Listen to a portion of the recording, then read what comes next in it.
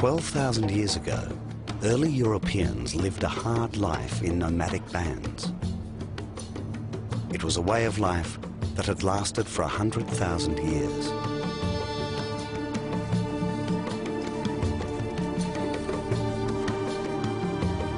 Sheltering deep in their caves, they painted images of wild animals they hunted for food.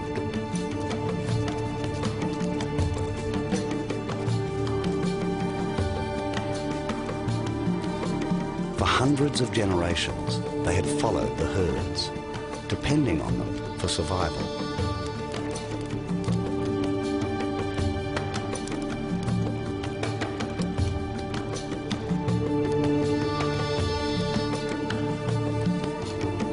Now, they're about to face a new challenge.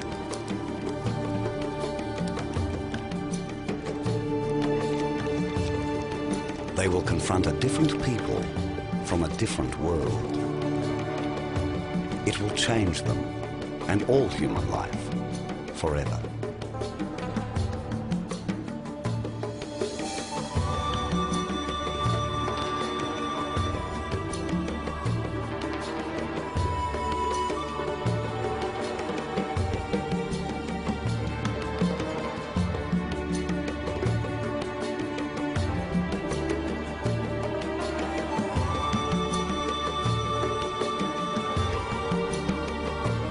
The challenge started here on the green hills of the Middle East.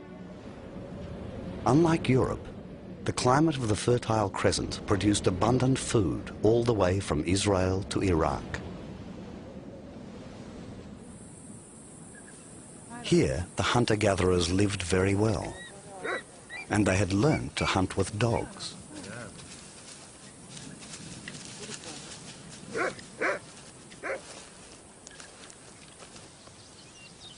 Dogs have been sitting in the sun with people for at least 12,000 years. They're our oldest companions on the human journey. So close, we're not even sure whether we tamed them or they tamed us. Dogs were a part of life and death.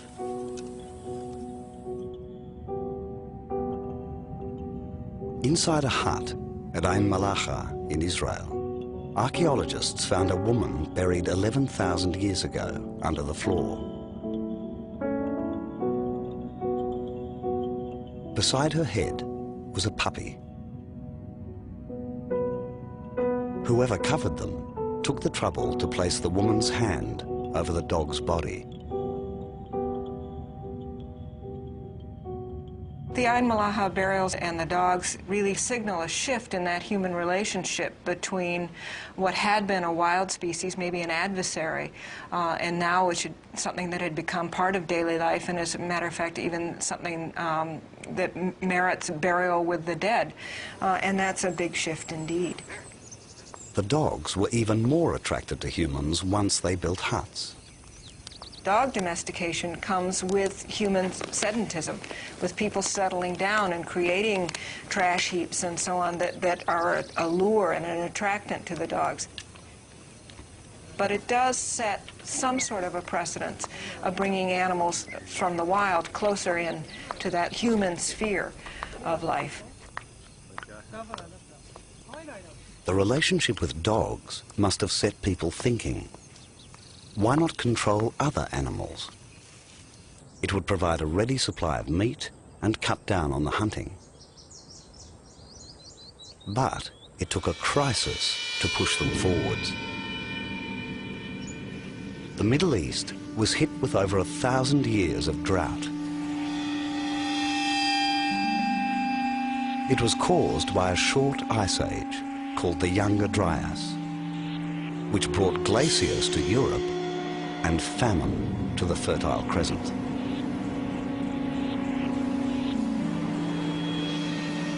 It was a climate catastrophe. Deep in the sand and suffering, the hunters changed their way of life. Some people escaped to the few oases with water and good soil. Here, they learnt to plant crops and became the world's first farmers. Others searched desperately for game across their traditional hunting lands. But the drought made the animals scarce. To save themselves, they took possession of their prey. The fireplaces of these hunters reveal the bones of goats, which were kept in herds. They were the very first domesticated farm animals.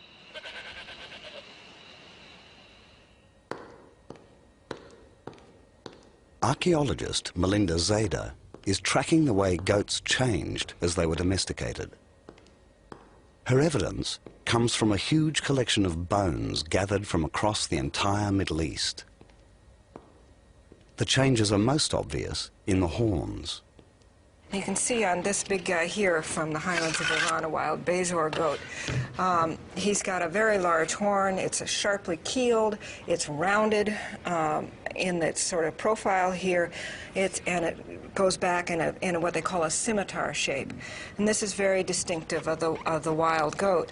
It's quite different from what we see in this fellow here, this domestic goat, where the horn is now flattened on the inside, it's twisted, and obviously it's quite a bit smaller. Now the reason for that is that in the wild, this kind of a horn gives the males a competitive advantage in competing for females. In the domestic situation, the males aren't competing for females, but the herder is selecting who breeds with whom. So there's really no need for this large equipment. Today in the Middle East, people are still herding goats in the same way. The first herders selected smaller and less aggressive animals, removing the very traits the animals needed to survive in the wild. In return, the herders provided food and protection.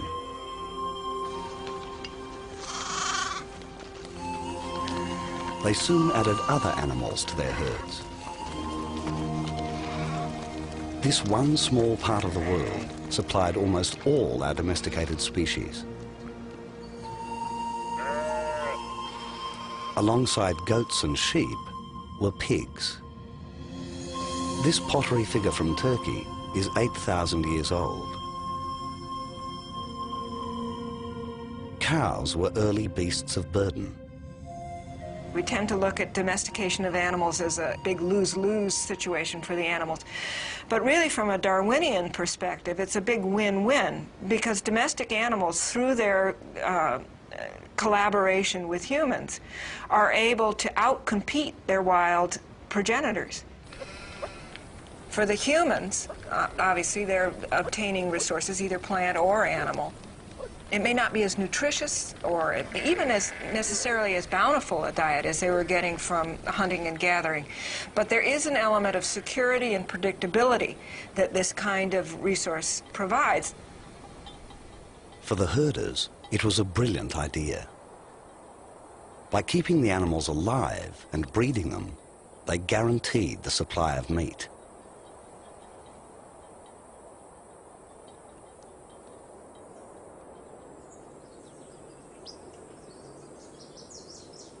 The long drought of the Ice Age ended around 11,500 years ago.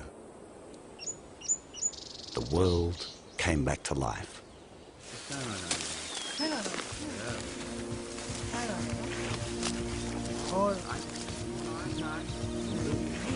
Now, something truly remarkable happened.